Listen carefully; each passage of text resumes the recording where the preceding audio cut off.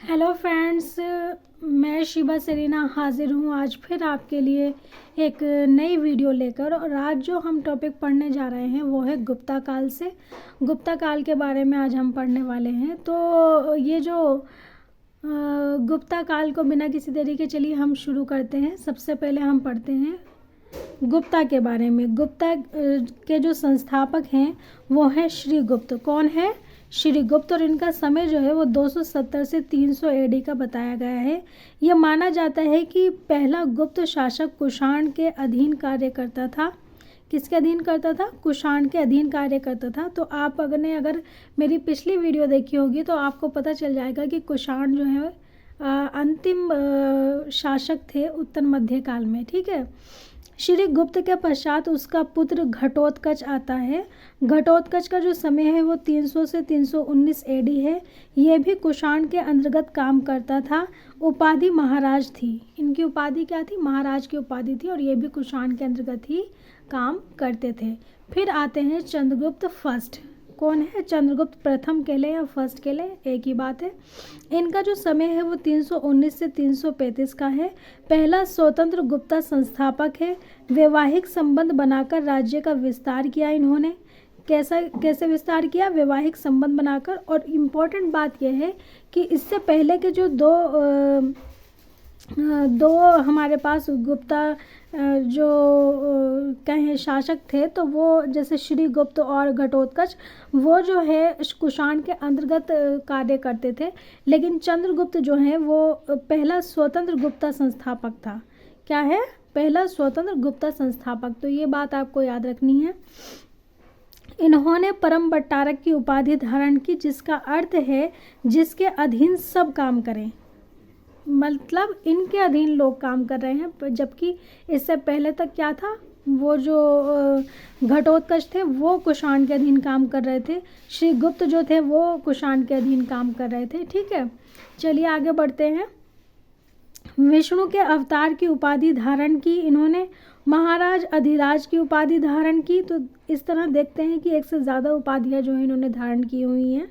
सोने के सिक्के चलवाए, जिन पर अपनी तस्वीर के साथ लक्ष्मी की तस्वीर भी बनवाई। तो लक्ष्मी जो है वो विष्णु की पत्नी है। लक्ष्मी जो है वो क्या है? विष्णु की पत्नी है। तो इस तरह इन्होंने खुद को विष्णु का अवतार बताते हुए अपनी पत्नी की जो है साथ में तस्वीर बनवाई। चलिए अब आगे बढ़ते हैं और बात करते हैं समुद्रगुप्त की। समुद्रगुप्त जो है वो चंद्रगुप्त फर्स्ट का पुत्र है। चंद्रगुप्त प्रथम के पुत्र हैं।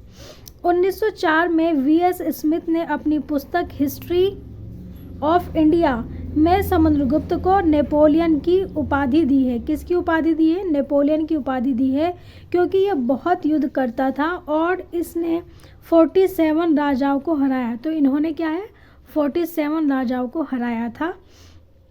समुद्रगुप्त की यह सारी विजय अशोक के इलाहाबाद में लगे स्तंभ पर 33 लाइन्स में लिखी गई है।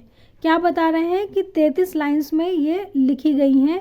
यह संस्कृत भाषा में प्रशस्ति स्तंभ पर लिखी गई, जिसमें लिखा है कि समुद्रगुप्त एक भी युद्ध हारा नहीं। यानी कि उसमें इनकी जो है प्रशंसा करते हुए बताया गया है कि ये एक भी युद्ध नहीं हारे हैं। ठीक है। इलाहाबाद अशोक स्तंभ पर समुद्रगुप्त ने अपनी सैनिक सफलता कवि हरिसेन से लिखवाई थी। किससे लिखवाई थी?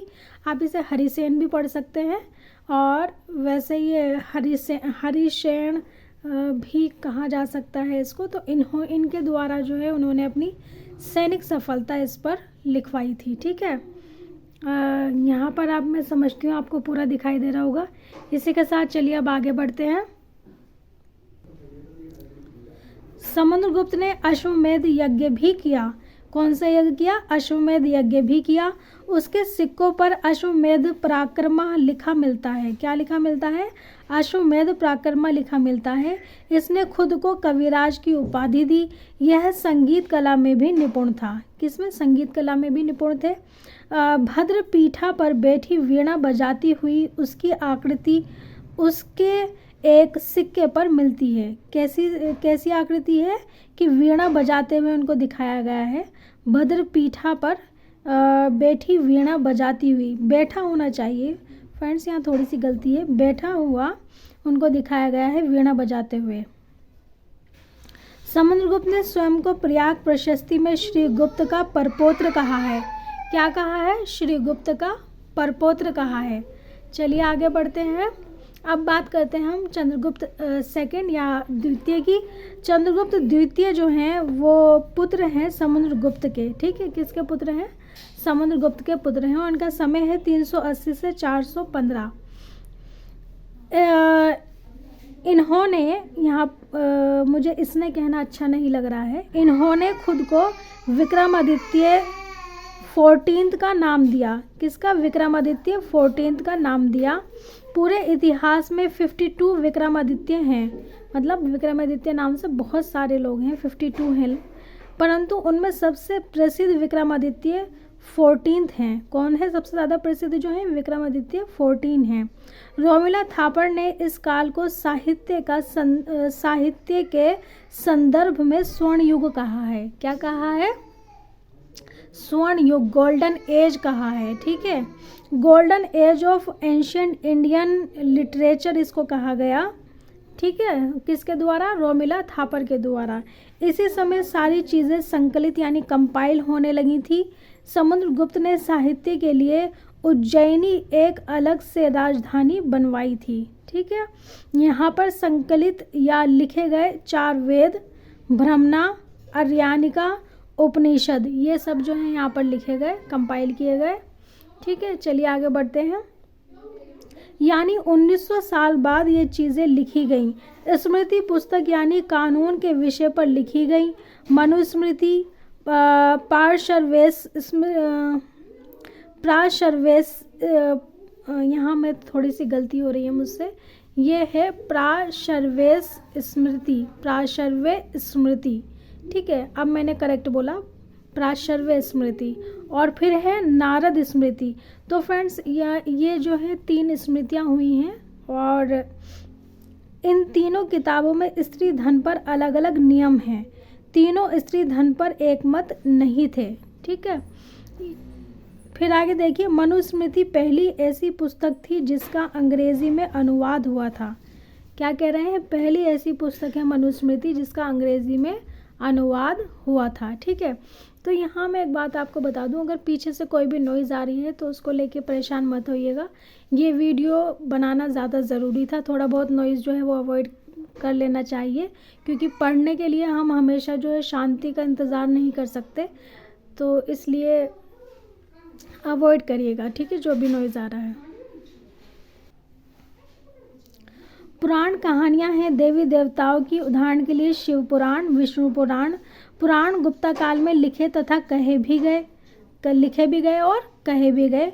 पुराण 3 प्रकार के हैं। पहला है आदि पुराण, ये प्री गुप्ता काल के हैं। गुप्ता काल के पुराण है फिर है भविष्य पुराण। भविष्य पुराण जो है वो पोस्ट गुप्ता काल के हैं। 18 पुराण ऐतिहासिक तौर पर मौजूद हैं। ऐतिहासिक तौर पर कितने हैं? 18 पुराण जो है मौजूद हैं।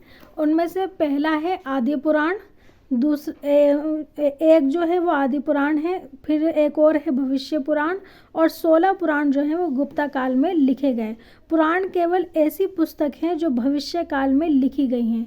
कैसे? भविष्य काल में लिखी गई हैं। इसके अलावा और कोई पुस्तक जो है वो भविष्य काल में नहीं लिखी गई है। ठीक है, तो ये जैसे यहाँ मैंने बताया कि भविष्य पुराण है, तो ये भविष्य पुराण जो है पोस्ट गुप्ता के बारे में लिखे गए हैं, यानी कि भविष्य के बारे में लिखे गए हैं। ठीक है, अब आगे देखिए। अब यहाँ इस समय जो एक महत्वपूर्ण पर्सनालिटी हुए वो हैं आर्यभट्ट। एक बहुत अच्छे कह सकते हैं, मैथमेटिशियन भी थे, दार्शनिक भी थे। तो इन्होंने क्या क्या काम किया है? चंद्रगुप्त सेकंड के समकालीन थे। आर्यभट्ट का समय क्या बताया इन्होंने? चंद्रगुप्त सेकंड के समकालीन थे, और इन्होंने आर्यभट्टिका किताब लिखी। कौन सी किताब लिखी? आर्यभट्टिका किताब लिखी। आर्यभट्टिका सूर्य तथा चंद्रग्रहण के बारे में है। किसके बारे में? सूर्य तथा चंद्रग्रहण के बारे में है। पृथ्वी के अपनी धुरी पर घूमने तथा दिन रात के बारे में है। इसमें पाई की वैल्यू 22/7 जो है वो दी गई है। पाई की वैल्यू इंडिया में दी। ठीक है, ज़ीरो का इस्तेमाल भी इन्होंने बताया। ये बहुत ही मुश्किल भाषा में लिखी गई है, इसलिए इस पर ब्राह्मीर ने ब्राह्मीर नहीं, इनको व्राह्मीर कहेंगे, व्राह्मीर ने कमेंट्री यानी टिप्पणी लिखी और उस टिप्पणी का नाम है पंच सिद्धांतिका। क्या नाम है? पंच सिद्धांतिका। और व्राह्मीर ने अपना खुद का कार्य विरहत सिद्धांतिका में लिखा है, यानी कि इन्होंने जो टिप्पणी लिखी है, टीका है, वो है पंच सिद्धांतिका, जिसमें जो है इन्होंने आर्यभट्टिका के की जो आर्यभट्ट की जो किताब है उसमें जो कुछ लिखा है उसको सरल भाषा में लिखने की कोशिश की है, जिसको आसानी से समझा जा सके। और फिर उन्होंने अपना भी और कार्य किया और उस कार्य को इन्होंने लिखा है विरहत सिद्धांतिका में। अब हम बात करते हैं कालिदास की। कालिदास जो हैं ये किसी इंट्रोडक्शन के मोहताज तो नहीं है, आपने कालिदास का नाम सुना ही होगा। जिस तरह आर्यभट्ट जो है अपने आप में एक बहुत ही बड़ी पर्सनालिटी रहे, अपने आप में उनका बहुत बड़ा नाम है, उसी तरह कालिदास का भी बहुत बड़ा नाम है। अगर लिटरेचर की बात आती है तो इन्हें भारत का शेक्सपियर कहा जाता है। क्या कहा जाता है? भारत का शेक्सपियर कहा जाता है। इन्होंने प्रेम कथा तथा महाकाव्य, गीति काव्य दोनों लिखे हैं। ठीक है, प्रेम कथा, ये महाकाव्य भी कह सकते हैं इसको, और गीति काव्य दोनों लिखे हैं। अब मैं आपको बताऊंगी कौन कौन से हैं वो। तो जो महाकाव्य और गीति काव्य इन्होंने लिखे वो है मेघदूतन, ऋतु संहार, कुमार संहार, ये 3 हैं। और फिर जो इन्होंने प्रेम कथा लिखी है वो है मालविका अग्निमित्र, ये एक नाटक है। शकुंतलम अभिज्ञान, ये एक नाटक है। कालिदास इसे अपनी सर्वश्रेष्ठ रचना बताते हैं। क्या बताते हैं? सर्वश्रेष्ठ रचना बताते हैं। फिर इन्होंने लिखी देवी चंद्रगुप्तम, ये भी एक नाटक है। इसमें पहली बार हमें चाणक्य की नीति का जिक्र मिलता है और इसमें साम दाम दंड भेद के बारे में लिखा गया है।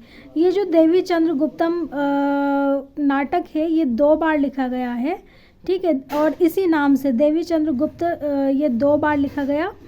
ठीक है, कालिदास ने दूसरी बार विक्रम उर्वशी नाम से इसको लिखा। देवी चंद्रगुप्त को ही दूसरी बार विक्रम उर्वशी नाम से इसको लिखा। यहाँ मैंने ये कट कर दिया था, सोचा था आपको नहीं बताऊंगी, लेकिन अब बता दिया मैंने आपको। ठीक है, चलिए आगे बढ़ते हैं।